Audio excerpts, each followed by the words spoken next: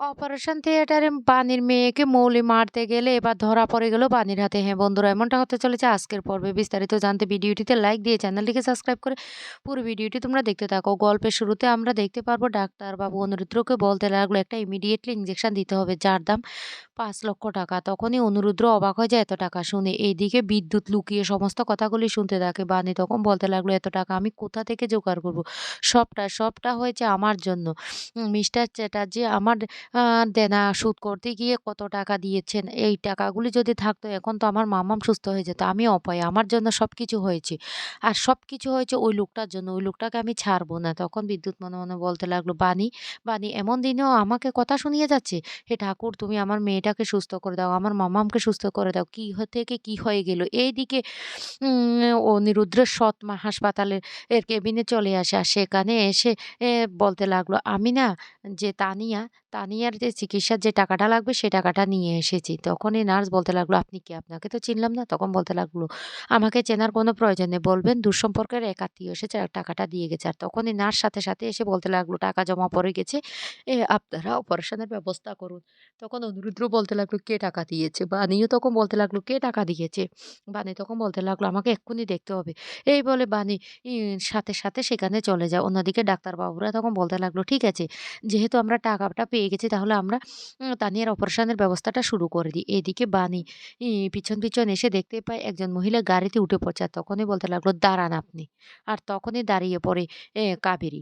কাবেরীকে দেখে তো বানি রীতিমতো চমকে যায় আর বলতে লাগলো, "আপনি? আপনি আমার মাম্মামের চিকিৎসার জন্য টাকা দিয়েছেন?" তখন কাবেরী বলতে লাগলো, "না দিয়ে তো উপায় নেই। আমার মেয়ে মৃত্যুর ভয় দেখিয়েছে আমাকে। সেইজন্য আমাকে দিতে বাধ্য হয়েছে। আমার মেয়ে বলেছে টাকা না দিলে ও নাকি সুইসাইড করবে।" তখনই বানি বলতে লাগলো, "আমি তো অন্তরাকে বারবার মানা করেছিলাম আপনাকে এই কথাটা না জানাতে।" তখন কাবেরী বলতে লাগলো, "সেটা অবশ্য তুমি বলেছ কিন্তু তুমি তো এমনিতে চাইছো যে আমার থেকে যেন টাকাটা পায়। আর টাকাটা তো তারপর দিতে গিয়েছিল। তোমরা রীতিমতো অপমান করে তাড়িয়ে দিয়েছো। ওই টাকাটা নাওনি। ঠিক আমার টাকাটাই লাগলো।" মানে তখন বলতে লাগলো, "বিশ্বাস করুন, আ আপনাকে কি বলে বিশ্বাস করাবো সেটা বুঝতে পারছি না। আমি জানি না। তবে আপনি আমার মাম্মামের চিকিৎসার জন্য টাকা দিয়েছেন তাই আপনার কাছে ঋণী হয়ে রইলাম।" এই বলে পায়ে ধরে ক্ষমা চাইতে থাকে বানি। তখন কাবেরী বলতে লাগলো, "শুনো, তোমাকে না ক্ষমা চাইতে হবে না। তবে তোমাকে একটা কথা বলে রাখি, এই টাকাটা আমি ধার হিসাবে দিয়েছি। সময় মতো এটা শোধ করে দিও।" তখন বানি বলতে লাগলো, "হ্যাঁ, অনুরুদ্র যদি জানতে পারে, অনুরুদ্র কিছুতেই সেটা মেনে নেবে না। কারণ যে মেয়ের জন্য আজকে অনিরুদ্ধর মায়ের সংসারটা ভেঙেছে, সে আমার মাম্মামের চিকিৎসার জন্য টাকা দিবে, সেটা সে কিছুতেই মেনে নিবে না। তবে আপনাকে আমিও কথা দিচ্ছি। আমি ৩ মাসের মধ্যে আপনাকে টাকাটা দিয়ে দেব।" তখন বলতে লাগলো, "ঠিক আছে, যদি টাকাটা না দাও তাহলে কিন্তু অনিরুদ্ধর কানে কথাটা চলে যাবে। আর তখন তোমার সংসারটাই ভেঙে যাবে।" মানে তখন বলতে লাগলো, "আমি কি করব?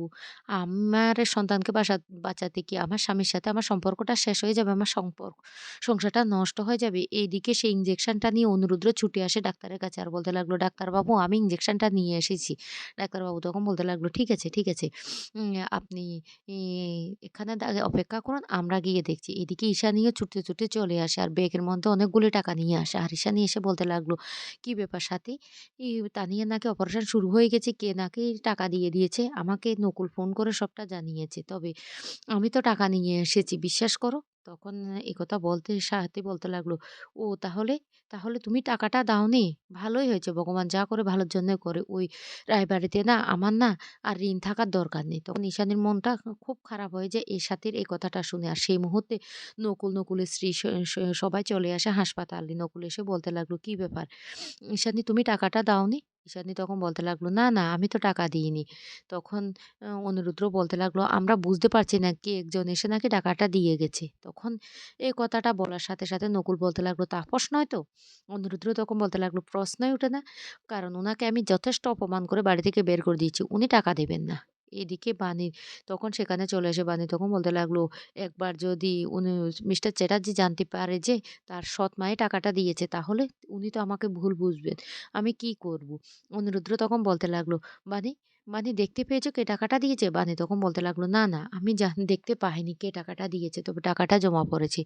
তখন বিদ্যুৎ মনে, মনে বলতে লাগলো, "আমার সোনার ডিম পাড়া হাঁসটা, সোনার ডিম পাড়া হাঁসটা তাহলে এবার অপারেশন হবে?" এদিকে অপারেশন শুরু হয়ে যায়।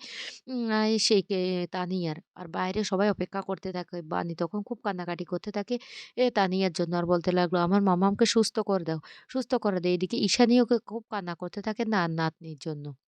অন্যদিকে অনিরুদ্ধও খুব চিন্তা করতে থাকে। এদিকে ডাক্তাররা অপারেশন করতে থাকে। অনেকক্ষণ অপারেশন করার পরে ডাক্তারবাবু বেরিয়ে বলতে লাগলো, "অপারেশন সাকসেসফুল।" যা শুনে সবাই খুব খুশি হয়ে যায়। আর বলতে লাগলো, "উনাকে না কিছুদিন কিন্তু খুব সাবধানে রাখতে হবে। না হলে কিন্তু উনার শরীরের অবস্থা এখনো প্রচন্ড খারাপ।" অনিরুদ্ধ তখন বলতে লাগলো, "ঠিক আছে ডাক্তারবাবু আপনি এ নিয়ে একদম চিন্তা করবেন না।" এদিকে বিদ্যুৎ সেই কথাগুলি শুনে বলতে লাগলো, "ঠাকুর, ঠাকুর তুমি আমাকে এইটুকু ব্যবস্থা করে দাও যাতে আমি ওকে একেবারে কাস্টাডিটা পেয়ে যায়। ওকে যদি কাস্টাডিটা পেয়ে যায় তাহলে আমার সোনার ডিম পাড়া হাঁসটা থেকে আমি না অনেক টাকা খেতে পারবো বাণীর থেকে। আর আমি না তোমাকে ভোগ চড়াবো ৳৫ র। এদিকে ডাক্তারবাবু বাণীকে বলতে লাগলো, "আপনার মেয়ে এখন সুস্থ আছে। আপনারা গিয়ে দেখতে পারেন। দেখতে পারেন আপনারা গিয়ে। তবে কেউ বেশি স্ট্রেস দিবেন না ওকে। ও তো ছোট বাচ্চা। আর ও সুস্থ হতে কিছুটা টাইম লাগবে। তাই ওকে ভালোবাসা দিয়ে আপনারা আগলে রাখবেন।" এদিকে ঈশানী বলতে লাগলো, বাড়িতে পিনাকি খুব চিন্তা করছে। তানিয়ার জন্য আমাকে তো খবরটা দিতে হবে। আমি যাচ্ছি। এই বলে ঈশানী সেখান থেকে চলে যায়। ঈশানী চলে যাওয়ার পর অনিরুদ্ধ তখন বলতে লাগলো, "আমরা কি দেখতে পারবো?" তখন ডাক্তারবাবু বলতে লাগলো, "হ্যাঁ, দেখতে পারবেন। তবে কিছুক্ষণ পরে আপনারা যাবেন। এখন যাবেন না। কারণ এখনো ও মেয়েটার ভালোভাবে জ্ঞান ফিরে আসেনি। কারণ ও তো ছোট বাচ্চা মেয়ে। একটু সময় লাগবে।" অন্যদিকে বিদ্যুৎ বলতে লাগলো, "ঠাকুর, ঠাকুর তুমি রক্ষা করেছো আমার আমার মেয়েটাকে বাঁচিয়ে দিয়েছো। না হলে তো অনেক বড় কেস খেয়ে যেতাম আমি। তুমি তুমি সত্যিই আছো। তোমার জন্য আজকে মেয়েটা বেঁচে গিয়েছে।" এদিকে ঈশানী কান্নাকাটি করতে থাকে বাইরে বেরিয়ে। আর গাড়িতে বসে, বসে বারবার মনে করতে থাকে সেই সাথীর কথা। সাথী তার কাছে টাকা ভিক্ষা চেয়েছিল। তাই সে খুব কষ্ট পেতে থাকে। অন্যদিকে মৌলি হাসপাতালে চলে আসে। আর হাসপাতালে এসে লুকিয়ে, লুকিয়ে ওদের সমস্ত কথাগুলো শুনতে থাকে। তখন বলতে লাগলো, "তানিয়ার অপারেশনটা হয়ে গেছে। কে টাকাটা দিয়েছে? নিশ্চয় মম টাকাটা দিয়েছে। মম টাকা দিয়েছে তো? দেখো না এবার মমের কি অবস্থা করি। তবে একটা কথা বলে রাখি, আমি আমি কিছুতেই ওই তানিয়াকে বাঁচতে দেব না। বাণীকে আমি শেষ করেই দেব।" এই বলে তানিয়া যখন অনিরুদ্ধর কাছে এ মৌলি আসে তখনই অপমান করে অনিরুদ্ধ বলতে লাগলো, "কেন এসেছো এখানে? এক্ষুনি এখান থেকে চলে যাও।" তখন বলতে লাগলো, "আমাকে অপমান? আমাকে অপমান করছো? দাঁড়াও, এবার আমি কি করতে পারি?" তারপর লুকিয়ে, লুকিয়ে সবকিছু দেখতে থাকে। এরপরে বাইরে সবাই যখন কথা বলতে থাকে, তখন সেই সুযোগে মৌলি তানিয়ার কেবিনে ঢুকে পড়ে। আর সেখানে গিয়ে বলতে লাগলো, "বানের বড্ড অহংকার মেয়েটাকে নিয়ে। ওই মেয়েটাকে আমি শেষ করে ফেলবো। ওকে আমি বাঁচতে দেব না।" এই বলে যখনই তানিয়াকে মারতে যাবে তখন সেই মুহূর্তে অনিরুদ্ধ বাণীরা তানিয়াকে দেখার জন্য ঢুকে পড়ে। আর সাথে, সাথে দেখে ফেলে মৌলিকে। আর তখনই বাণী চিৎকার করে বলতে লাগলো, "মৌলি ম্যাডাম আপনি এটা কি করছেন? আপনি মাম্মামের ক্ষতি করতে এখানে ঢুকে পড়েছেন?" তখন মৌলি মিথ্যে কথা বলতে থাকে আর বলতে লাগলো, "না, না, না, না, না আমি না ওকে দেখতে এসেছি।" অনিরুদ্ধ তখন বলতে লাগলো, "একদম মিথ্যে কথা বলবে না। তোমাকে এবার আমি পুলিশে দেব। শেষ পর্যন্ত তুমি মাম্মামের ক্ষতি করতে এখানে ঢুকে পড়েছো? কে বলেছে তোমাকে এখানে ঢুকতে?" তখন মৌলি ভয় পেয়ে বলতে লাগলো, "না বিশ্বাস করো আমি ওকে দেখতে এসেছি।" নকুল তখন বলতে লাগলো, "অনেক অন্যায় করেছিস, অনেক অন্যায় করেছিস। ওকে অনিরুদ্ধ আর ছাড়বে না। ওকে পুলিশের হাতে দিয়ে দাও।" তখন ডাক্তারও চলে আসে। আর ডাক্তার এসে বলতে লাগলো, "কি হয়েছে, কি হয়েছে?" আর সবটা শুনে ডাক্তার তখন বলতে লাগলো, "আমি এক্ষুনি পুলিশকে কল করছি।"